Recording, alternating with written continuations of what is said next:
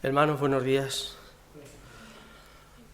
Con la ayuda del Señor venimos considerando los deberes cristianos y, como saben, nos sirve como guía este buen libro de Ray, Cristianismo Práctico. Hoy vamos a ver el celo religioso.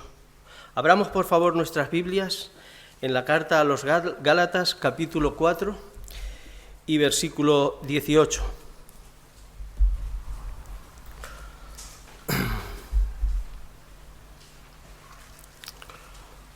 Donde leemos: bueno es mostrar celo en lo bueno siempre. Tengamos unas palabras de oración. Bendito Padre, Señor y Dios Todopoderoso, seguimos dirigiéndonos a ti, rogando que tú quieras con nosotros. Opera con poder en esta hora, Señor, por medio de tu Espíritu. Haznos que podamos ver tus verdades, para que a través de tu palabra tu Santo Espíritu siga operando con nosotros con poder y la obra de gracia sea notoria en nosotros, en tu Iglesia. Bendícenos, Padre, ayúdanos a quitar cualquier estorbo que nos impida recibir lo que tú has puesto para nosotros hoy, para beneficio de nuestras almas. Ayuda a aquellos que van a escuchar y también a tu siervo en la exposición de tu palabra. En Cristo Jesús nuestro Señor te lo rogamos. Amén.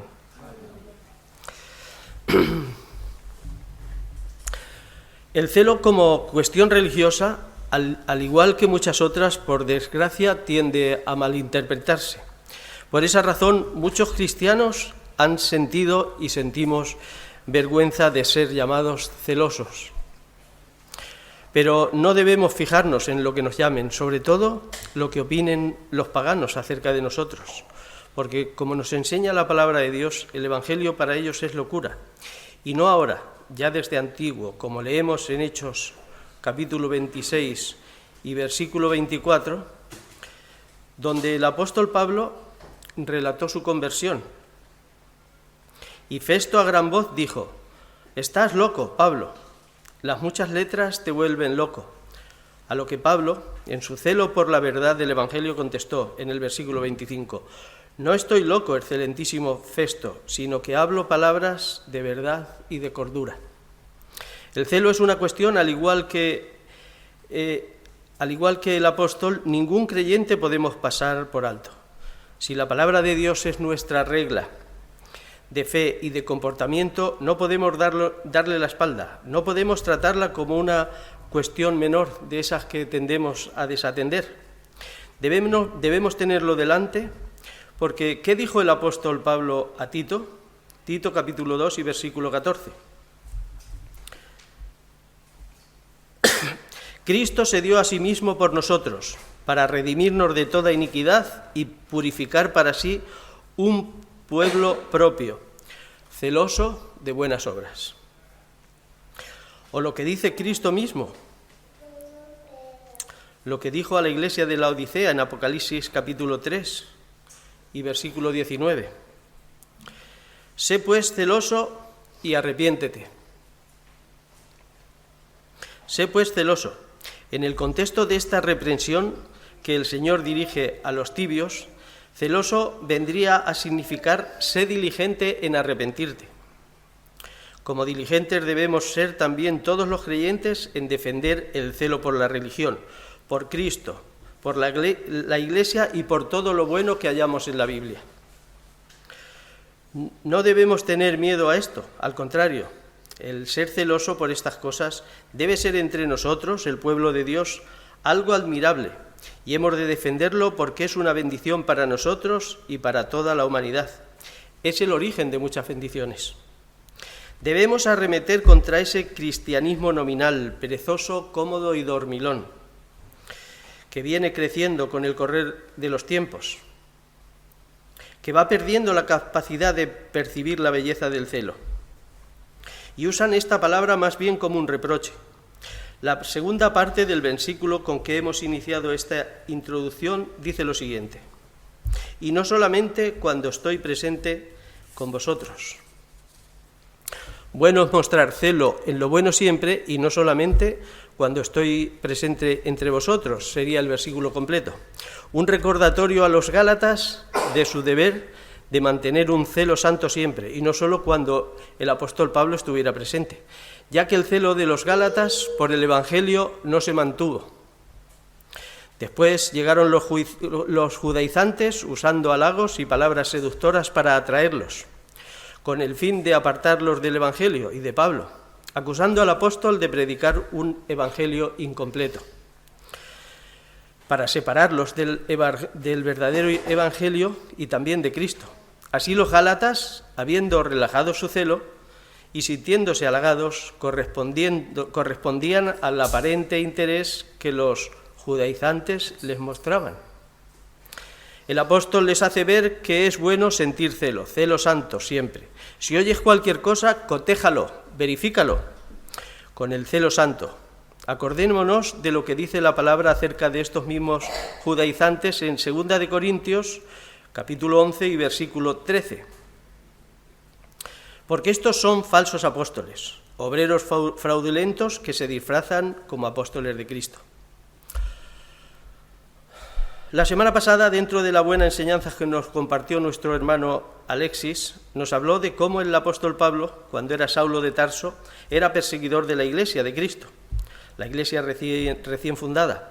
La perseguía incluso fuera de Jerusalén, y fue en una de esas salidas, camino a Damasco, cuando el Señor lo llamó y obró con poder en él. Transformó su corazón e hizo que se le cayeran las escamas que tenía en los ojos, y pudo ver la hermosura de Cristo, del Evangelio de la gracia. Entonces, con el mismo celo que había perseguido a la Iglesia, incluso más, se fue en persecución de los gentiles, ahora para predicar el Evangelio. Y no solo en el entorno de Jerusalén, esta vez lo hizo hasta los confines del mundo conocido hasta ese momento. Hemos leído hace un momento la represión que Cristo hace a la iglesia de la Odisea en Apocalipsis capítulo 3 y versículo 19. Un poco antes de ese versículo, en el versículo 15 de este mismo capítulo, dice así la palabra de Dios: Yo conozco tus obras, que ni eres frío ni caliente, ojalá fueses frío o caliente. Versículo 16.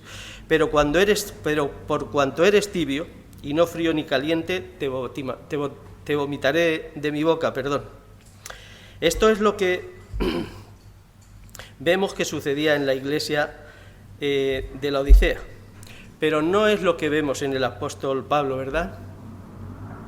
El Señor obró y Pablo respondió, tan celoso antes como después, en ningún caso tibio.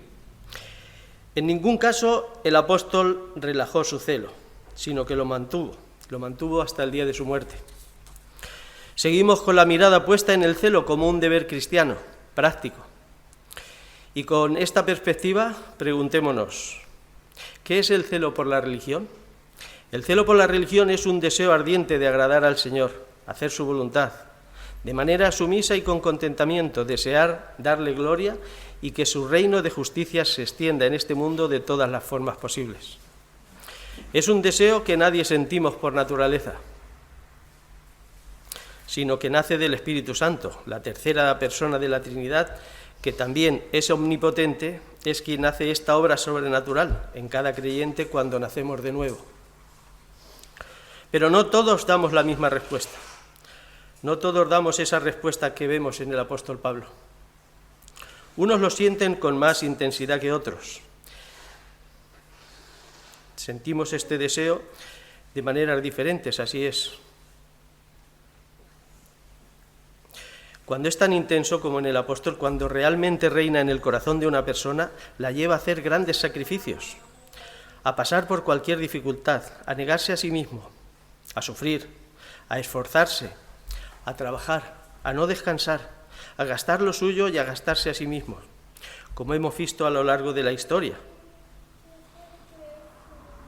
Algunos incluso a morir, con tal de agradar a Dios, con tal de honrar a Cristo. Aquel que es celoso por la religión es sobre todo una persona de una sola cosa. No basta con decir que es riguroso, entusiasta y ferviente en espíritu, no. Solo le preocupa una cosa, y para eso vive, para agradar a su Señor.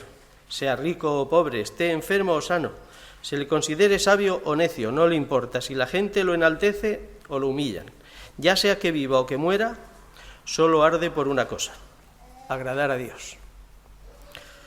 Estas personas siempre encuentran alguna actividad para servir al Señor con agrado, para expresar el celo que sienten, enseñando la palabra, trabajando, orando, ofrendando, clamando, como han hecho pobres hombres que han estado perpetuamente tendidos en el lecho a causa de la enfermedad, y que en su celo, con su oración, gemidos y clamor, conseguían que los engranajes del pecado se movieran con más dificultad, con su intercesión de manera continua en contra de la maldad.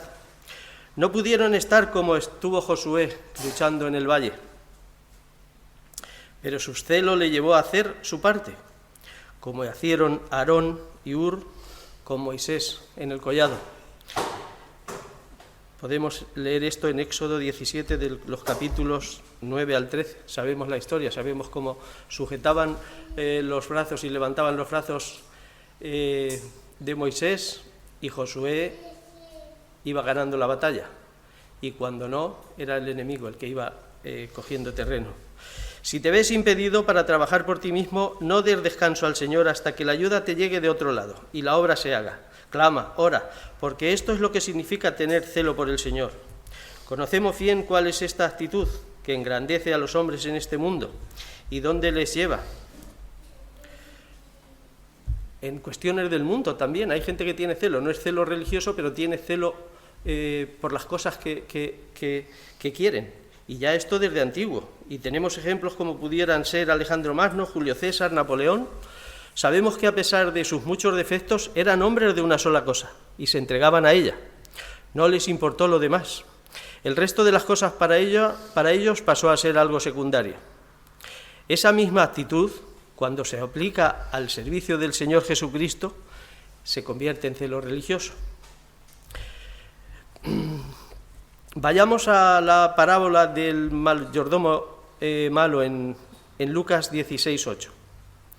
El mayordomo infiel, donde el Señor Jesús nos dejó una buena enseñanza que nos puede ayudar a entender este asunto de la intensidad del celo. No nos vamos a centrar en muchas enseñanzas que tiene esa parábola. Lucas capítulo 16 y versículo 8. Y alabó el amo al mayordomo malo por haber hecho sagazmente, porque los hijos de este siglo son más sagaces en el trato con sus semejantes que los hijos de luz. El Señor no alaba al mayordomo malo por su pecado.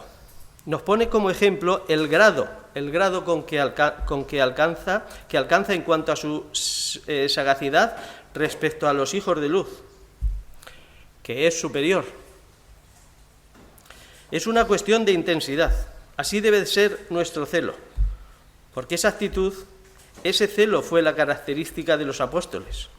Ellos no hacían caso de ninguna cosa, ni estimaban preciosa su propia vida. Solo tenían en mente acabar con el ministerio que habían recibido de su Señor para dar testimonio del Evangelio de la gracia. Acabar la carrera. Proseguían para obtener el premio supremo que es en Cristo Jesús. Pasaron por persecución, opresión, aflicciones, prisiones, y muchos sellaron su fe con su propia sangre, por compartir el Evangelio, orgullosos de morir como había muerto su Señor, con verdadero celo religioso. También fue esa la actitud de muchos de los primeros cristianos, que se vieron arrastrados a adorar al Señor en cuevas. A menudo perdieron todas sus posesiones por amor a su religión, pero todo esto hizo que se hablara de ellos en todas partes. Ellos eran diferentes. Tenían celo por su Dios, soportaron el oprobio, la vergüenza, pero no retrocedían. No pudieron convencer con sus argumentos, pero pudieron morir y probar que su celo por Dios y su fe iba en serio. Cuando Ignacio iba al lugar donde sería devorado por los leones, iba contento diciendo: ahora empiezo a ser discípulo de Cristo, mi maestro. La valentía de Policarpo ante el gobernador romano que le instaba a negar a su Señor. 46 años he servido a Cristo y nunca me ha ofendido en nada. ¿Cómo puedo ahora injuriar a mi rey? Este era verdadero celo religioso. Esta actitud también fue la característica muy notoria en Martín Lutero. Su celo le llevó a desafiar valerosamente a la jerarquía más poderosa que el mundo había visto nunca. Destapó su corrupción sin que le temblara la mano, predicó las verdades de Cristo, la justificación por la fe que tanto tiempo había sido olvidada. No tuvo miedo a la excomunión. ¿Cómo respondió cuando intentaron disuadirle de no ir a la dieta de Worms? Aunque hubiera un demonio debajo de cada teja de los tejados de Worms, en el nombre del Señor seguiré adelante. Otro gran ejemplo de verdadero celo. ¿Qué diremos de los reformadores ingleses como Wycliffe? ¿Cómo respondió cuando vinieron los frailes para que se retractara acerca de lo que había dicho en contra del Papa?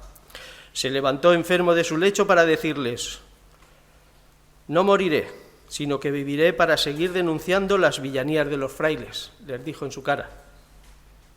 La actitud de Cranmer, que mientras moría quemado en la hoguera, en lugar de negar el Evangelio de Cristo, extendió para que se quemara primero aquella mano que, en un momento de debilidad, había firmado una retractación. Y mientras se quemaba, gritaba: ¡esta mano indigna! O Latimer, que a la edad de 70 años, erguido y lleno de valor en la hoguera, dijo a Ridley: ¡coraje, hermano Ridley! Estos estaban combatiendo a la reina, que quería otra vez instaurar la jerarquía del papado. Fueron varones valientes. Grande fue su celo. También resplandeció esta característica en los misioneros. Muchos de estos hombres se habían preparado concienzudamente en las universidades de la época. Hubieran tenido éxito en cualquier profesión, pero le dieron la espalda a todo y decidieron predicar el Evangelio a los pobres, a los paganos y en los lugares más remotos, donde muchos de ellos encontraron una muerte prematura, pero que al llegar a aquellos lugares y ver el estado de la gente, dijeron, y leo el testimonio de Henry Martin: sería capaz de soportar que me partieran en 1000 pedazos con tal de oír los gemidos de arrepentimiento, con tal de ver los ojos de la fe dirigidos hacia el Redentor. Verdadero celo también. Pero por encima de todos los ejemplos que tenemos para comprender lo que es el celo religioso, nada como el ejemplo de nuestro Señor Jesucristo. Cientos de años antes de su venida encontramos que ya estaba escrito lo siguiente: Isaías capítulo 59 y versículo 17. Se envolvió de celo como de un manto. O en el Salmo 69 y versículo 9. Porque me consumió el celo de tu casa. O sus propias palabras en Juan capítulo 4 y versículo 34. Mi comida es que haga la voluntad del que me envió y que acabe su obra.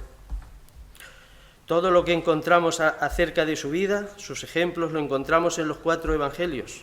Si alguna vez hubo un hombre que fue todo celo, fue nuestro gran ejemplo, nuestra cabeza, nuestro sumo sacerdote, el gran pastor que da su vida por sus ovejas, nuestro Señor Jesucristo.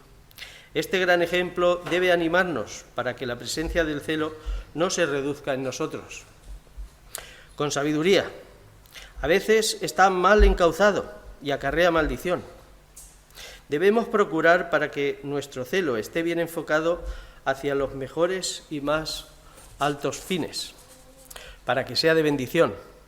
El celo enardece.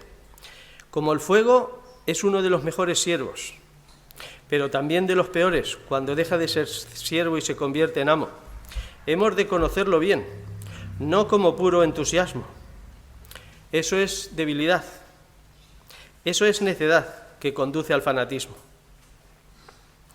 Falso y confuso enardecimiento que conduce a degradar la dignidad del hombre y a manchar el buen nombre de Cristo.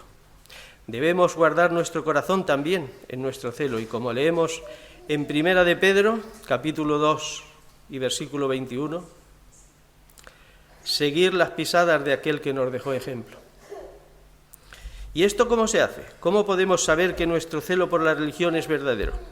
Aprendamos de manera práctica con algunos ejemplos.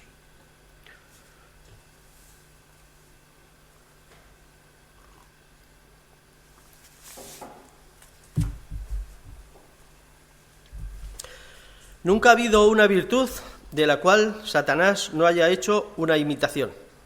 Al igual que cuando la fábrica de moneda y timbre emite una nueva moneda o un nuevo billete, los falsificadores enseguida acuñan una muy parecida. Así son las artimañas del enemigo. ¿Pueden verlo? Una moneda nueva, un billete nuevo, Satanás, una moneda nueva o un billete nuevo, pero falsos. Satanás nos esconde la verdad y nos da a elegir entre dos mentiras, entre dos falsificaciones. Coloca copias distorsionadas de las virtudes y las envilece. Y de las virtudes que más han sufrido ha sido el celo, de la cual circulan muchas imitaciones y falsificaciones. Hay que apartar toda esa capa de fango que hay sobre esta cuestión y limpiarla bien. Debemos descubrir nuestro celo y decir que es religioso, bueno, verdadero y producido por nuestro Señor. Si el celo es verdadero, será conforme al verdadero conocimiento. No puede ser un celo ciego e ignorante, debe ser un celo sereno, que pueda mostrar la autoridad de las Escrituras en su desarrollo. Los judíos inconversos tenían celo, como leemos en Romanos capítulo 10 y versículo 2, dice el apóstol Pablo: soy testigo de que tienen celo por Dios, pero no es conforme al verdadero conocimiento. Es lo mismo que sucedía con Saulo cuando era fariseo, o con Jacobo y Juan. Tenían celo cuando querían hacer descender fuego del cielo sobre aquella aldea samaritana, pero nuestro Señor les reprendió. En Lucas capítulo 9 y versículo 54 leemos este ejemplo. Pedro también actuó con celo, cuando sacó su espada y cortó su oreja a Malcolm, pero estaba equivocado. Antes hemos hablado de Latimer y de los que lo quemaron. Los que lo quemaron, piensen en ello, ¿no iban en serio? ¿No tenían celo? Pero no era celo auténtico. Sí, eran celosos, pero su celo era ciego e ignorante, no era conforme a la Biblia, no era conforme al conocimiento. ¿Y qué decir de la Inquisición española? ¿Con qué celo torturaba y llevaban a la muerte a aquellos que se negaban a abandonar el verdadero evangelio? Y a esto lo llamaban un acto de fe. ¿Ven dónde conduce un celo mal enfocado? A la crueldad, al fanatismo. Toda esta gente tenía un celo incuestionable, iban en serio, estaban convencidos y creían que así rendían un servicio a Dios. Esto lo leemos en Juan capítulo 16 y versículo 2. Vayamos allá.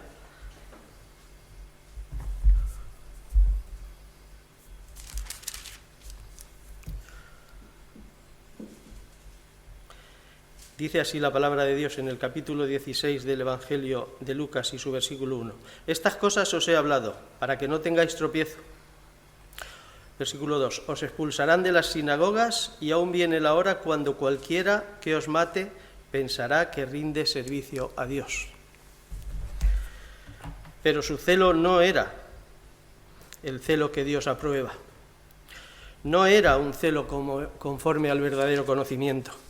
Además, si el celo es verdadero, tendrá una motivación correcta. Pero ojo, sabemos cómo es nuestro corazón, capaz de hacer lo correcto por motivos erróneos. Esto lo podemos ver claramente en Amasías y Joás, reyes de Judá. Podemos tener celo por las cosas que son buenas y correctas, pero a la vez el impulso de estas motivaciones no sean el deseo de agradar a Dios. Y tal celo no tiene ningún valor, es como plata desechada, como dice Jeremías en el capítulo 6 y versículo 30. Será hallado falto de peso en la balanza de Dios, Daniel capítulo 5 y versículo 27. Y es que el hombre mira la acción, pero Dios ve la motivación. Cuidado con el celo que proviene de un espíritu también parcial, que nos lleva a fomentar las obras en la Iglesia o la autenticidad de nuestra denominación, somos bautistas, somos reformados, y que sin embargo en nuestro corazón no sintamos un auténtico amor hacia Cristo, un celo verdadero, o el celo que proviene de nuestro egoísmo, que nos vestimos de religiosos, para obtener buenas cosas del mundo. Aquí aplica muy bien el dicho ese de que el hábito no hace al monje. Hay un celo que proviene del amor a la alabanza. Así era el celo de Jehú cuando destruyó a los adoradores de Baal. En Segunda de Reyes, capítulo 10 y versículo 16, leemos: dijo a Jonadab, hijo de Recab: ven conmigo y verás mi celo por Jehová. Este es el mismo celo del que habla Bunyan en el Progreso del Peregrino, cuando habla de algunos que iban en busca de alabanza al monte de Sión. Estos son los que su celo les lleva a alimentarse de la alabanza de sus semejantes. Nuestra condición de seres caídos, las corrupciones de nuestro corazón hacen que hagamos verdaderos sacrificios, pero por falsos motivos, por malos principios. Hay gente que se enclaustra, que se van a vivir al desierto, las monjas y los monjes en los conventos. Sin embargo, siguen sin entender la verdadera crucifixión de la carne, muchas veces guiados por pecados secretos, orgullo, otras veces por amor a la notoriedad y no por la motivación correcta del celo por la gloria de Dios. ¿Cuánto celo falso? Celo de esta tierra, celo que no proviene del cielo. El celo, cuando es verdadero, será por cosas que son conforme a la mente de Dios, confirmadas en su palabra, como ese celo tan elevado que atañe a cada uno, celo por nuestro propio crecimiento en la santidad personal, que nos lleve a sentir de manera cada vez más intensa que el pecado es el más grande mal que existe y que la semejanza a Cristo es la más grande bendición. Un celo que nos haga esforzados por caminar cerca de Dios, dispuestos a cortarnos la mano derecha o a sacarnos el ojo derecho, con tal de alcanzar una comunión más íntima con Cristo. Como leemos en 1 Corintios, capítulo 9, versículo 27, sino que golpeo mi cuerpo y lo pongo en servidumbre, no sea que habiendo sido heraldo para otros, yo mismo venga a ser eliminado. El celo por la salvación de las almas, que nos impulsa a arder en deseos de ser luz en la oscuridad de multitud de gente y predicar el Evangelio a mujeres, hombres, niños, ancianos. ¿No es este el celo que observamos en el Señor Jesucristo? Está escrito que ni descansaba, ni comía, ni dormía. Eso lo leemos en Marcos capítulo 6 y versículo 31. Tenemos otro ejemplo, el celo por las malas prácticas. Este celo nos llevará a aborrecer todo lo que Dios aborrece y querer borrarlo de la faz de la tierra, para dar a Dios el honor y la gloria que merece. Lo encontramos en Ezequías y Josías, cuando acabaron con la idolatría. El celo por preservar las doctrinas del Evangelio, ese nos da discernimiento para rechazar y aborrecer aquellas enseñanzas que no provienen de la Biblia, del mismo modo que se aborrece el pecado. Este celo nos hace escrupulosos, cuidadosos con cada tilde y con cada jota del consejo de Dios. Celo verdadero, guiado por el amor y la caridad, alejado de la amargura y de la enemistad hacia las personas, no dispuesto a sacar la espada ni ninguna otra arma carnal. El verdadero celo odia al pecado, pero ama a las almas. Aborrece la herejía, pero combate la ignorancia. Desea destruir la idolatría, a la vez que desea la conversión del idólatra. Dejará al descubierto a los falsos maestros, como hizo Jesús con los escribas y fariseos. Y aún así, lloró conmovido la última vez que se acercó a Jerusalén. Lucas capítulo 19, versículo 41. El verdadero celo hablará contra el mundo con firmeza y no se preocupará de quien pueda ofenderse, pero también se esforzará en todo lo que diga para hablar la verdad en amor, yendo además unido a una profunda humildad, no alabándose en sus propios logros, sino haciendo partícipes a los demás y consciente de su propia inutilidad, asombrado de que siquiera Dios haya querido utilizarle como instrumento. Como Moisés, que no sabía que su cara brillaba cuando bajó del monte, o Whitefield, uno de los predicadores más celosos por el Evangelio, después de predicar más de 30 años, decía: Señor, ayúdame a empezar de nuevo.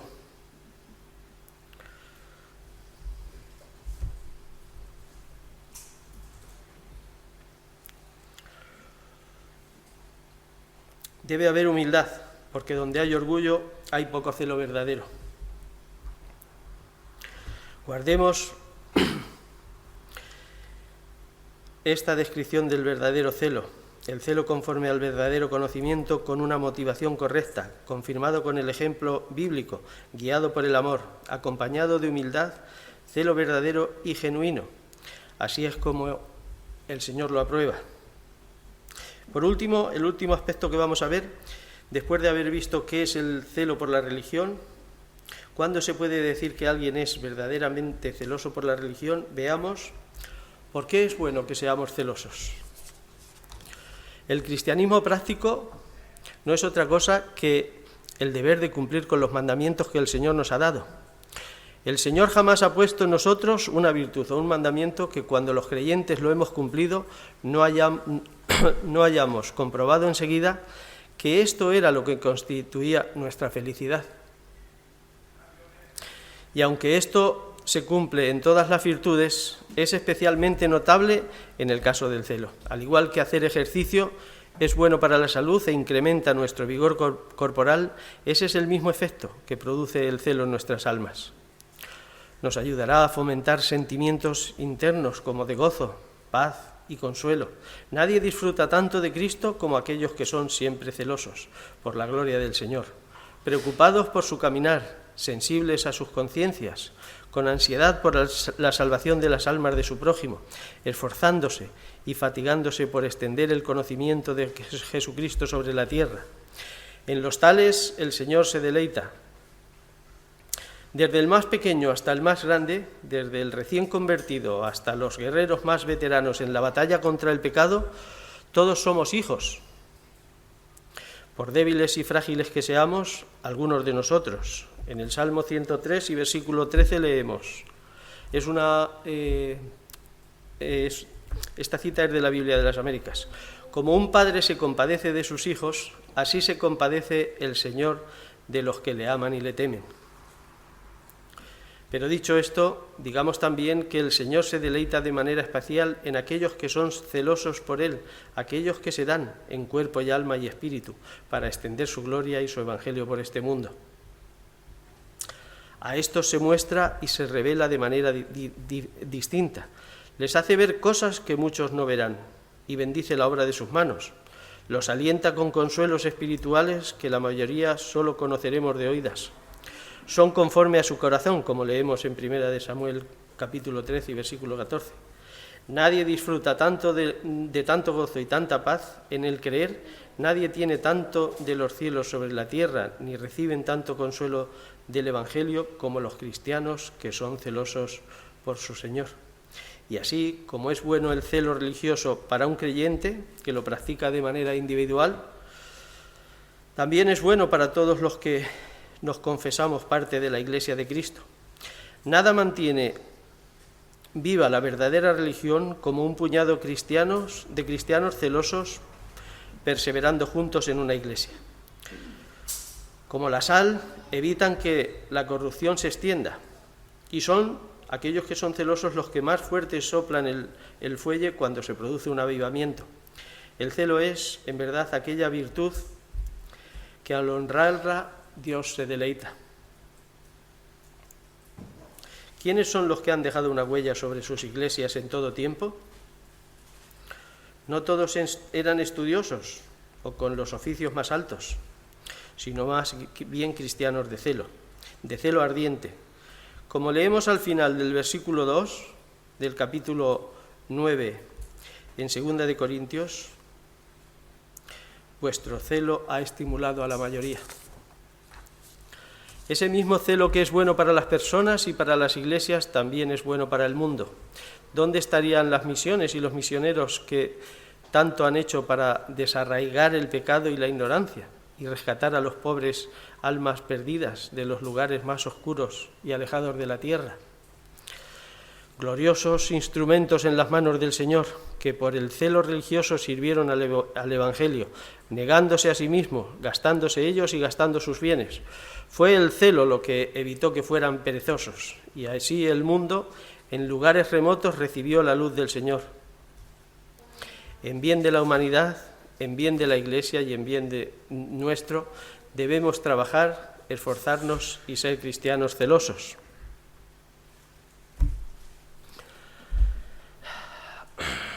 A todos aquellos que no hacemos una profesión decidida y activa por nuestro llamado, quiera el Señor en su misericordia inclinar nuestro corazón para recibir sus advertencias. Su palabra está llena de ellas. Con la Biblia en la mano, preguntémonos, ¿dónde está nuestro celo por el Señor? Antes de dar una respuesta a la ligera, examinémonos, meditemos un poco en nuestra vida. ¿Cómo estamos delante del Señor? Muchos nos echaremos a temblar al preguntarnos, ¿dónde está nuestro celo por la gloria de Dios? ¿Dónde está nuestro celo por extender el Evangelio de Cristo? ¿Lo encuentras? ¿Lo ves en alguna parte en tu vida? ¿O lo has desechado? Y si lo hallas, ¿está bien aplicado? ¿O es todo terrenal? ¿Tienes celo para leer cada día la bendita palabra de Dios? ¿O tu celo te lleva cada día a leer el libro de las cuentas? Recuerda que en el día final todos tendremos que rendir cuentas, y no conforme a un libro comercial, sino conforme al libro de la vida, aquel que nos habla también de riquezas, como leemos en Efesios capítulo 3 y versículo 8, las inescrutables riquezas de Cristo.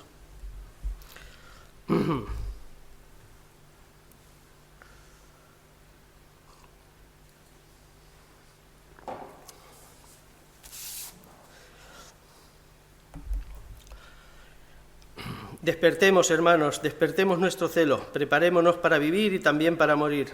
Hagámonos dignos de la compañía de los santos, de la compañía de los ángeles, de la compañía de Cristo. Si somos tibios, damos argumentos a los inconversos, a los infieles. La frialdad en cuanto al celo es algo que acarrea vergüenza al Evangelio. Nuestro desánimo derriba lo que los ministros de Cristo edifican. Fijémonos en las falsas doctrinas que han entrado en las iglesias. Y ante nuestra falta de celo, muchos se preguntan, ¿será que ahora las cosas tienen que ser así? ¿De esta otra manera? ¿Es esto celo? ¿Qué habrían hecho los apóstoles ante una situación así? ¿Qué dice el Señor en su palabra? Pues Él mismo nos dejó ejemplos, no hay que sino ir al Evangelio de Juan y vemos lo que Él hizo cuando vio en la casa de su padre a los cambiantes, a los comerciantes, cómo les tiró el sombrajo. Y se acordaron sus apóstoles y sus discípulos de esto que hemos leído antes. El celo por tu casa me consume. Despertémonos, arrepintámonos y seamos celosos por nuestra religión y por el Evangelio de Cristo. Muchas veces son nuestros escrúpulos o nuestro recato lo que nos paraliza. Ponemos los ojos en lo que hacen los demás y vemos defectos y pensamos, ¿cómo este instrumento va a ser el que haga la obra? Si pensamos así, nadie haría nada. Luchemos contra esto. Son pensamientos que vienen de la carne y también artimañas del enemigo. Siempre es mejor el trabajo hecho con instrumentos débiles que no hacer nada. Recordemos, somos vasos de barro. Pero mucha es la tarea. Hay mucho que hacer para Cristo. Y en contra de la ignorancia y el pecado. Haz algo, enseña, predica el Evangelio, ora, ofrenda, exhorta, todo conforme a la capacidad que Dios te dé. No guardes tu talento bajo tierra. ¿Cuántas veces nos encerramos en conflictos internos? También las iglesias se enfoscan ahí en sus problemas, siendo demasiado minuciosos, introspectivos, y mientras tanto, ¿cuántas almas están yendo al infierno? El tiempo en la tierra es breve, Y aunque hemos de meditar en los conflictos a fin de resolverlos, pensemos en que las obras de misericordia son para hacerlas aquí en la tierra.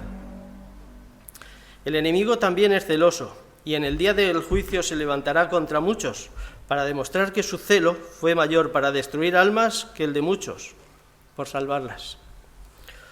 El celo de los Gálatas no se mantuvo. Qué fácil es relajarnos, perder el ardor. La iglesia de Galacia había sido recién fundada por Pablo y ya se habían vuelto atrás de sus primeras obras.